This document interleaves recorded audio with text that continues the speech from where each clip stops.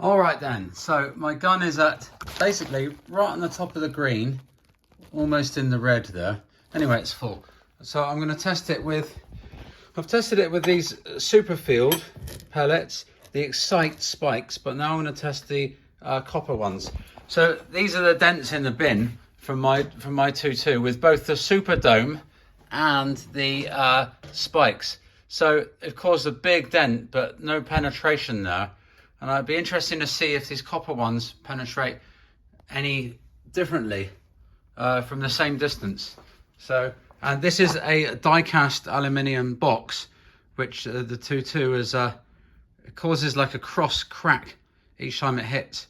So we're going to put this here and see what that does as well.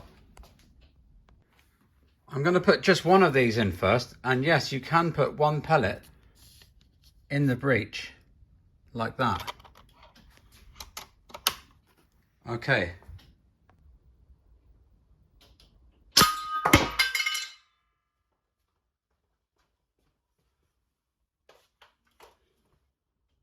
Wow, so that appeared to take that out.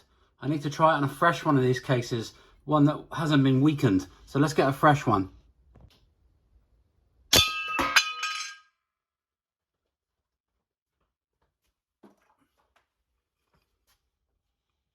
Disappointing. So it hasn't even cracked it as much as the Super Domes has. So let's try a Super Dome.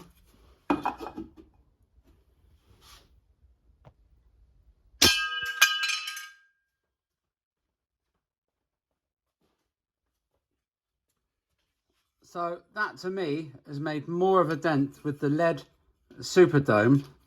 It's made that cross break in it than the copper coated one. So there you go. Copper coated doesn't necessarily mean more penetration or more punch. Interesting. And also disappointing. So here's one of the copper coated pellets after hitting that metal. So it's only a thin copper coating on it. Now let's see if the copper coated pellets work well with the magazine. And one thing I notice is they drop in much easier. Oh, they usually do anyway. They drop in much easier than the lead pellets. And I wonder if that means they're slightly smaller diameter. And I wonder if that means they lose a little bit of pressure around the circumference of the pellet in the barrel.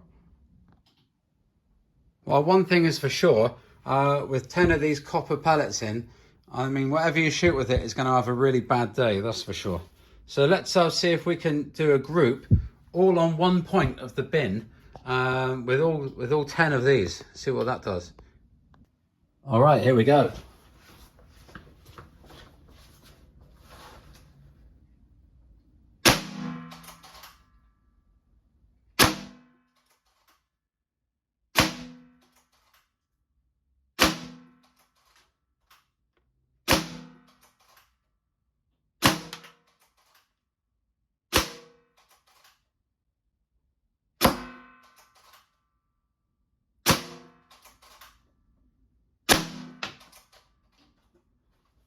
That's it, that's that whole magazine.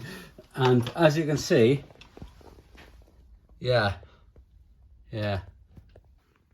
Actually, when it comes to penetration, I thought, let's try a toilet roll here, because the copper pellets may penetrate more than the Super Domes in softer materials.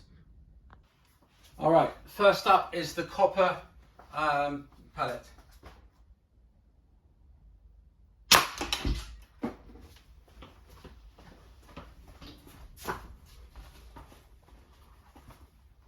All right, look at that. Right through, but not through the other side by any means. But yes, through one half of it. Right, now let's try the lead Super Domes.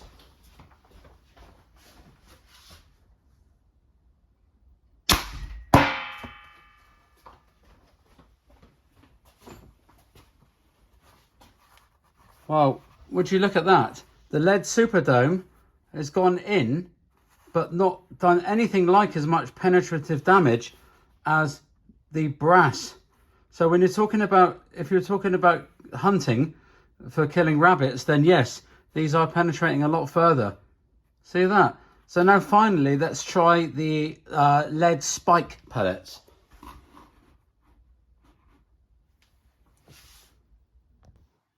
All right, so this is the pellet made by Excite, and it's the spike. And I'm not going to have the laser on this time because it's way, way out.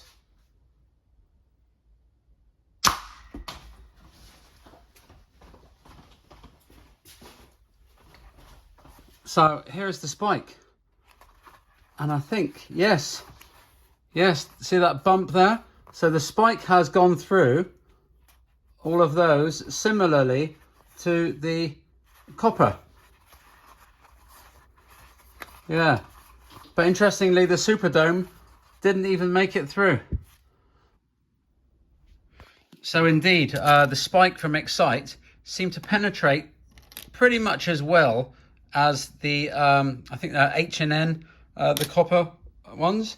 And but it was the Superdomes which I think packed the most punch, do the most damage, but not the most penetration.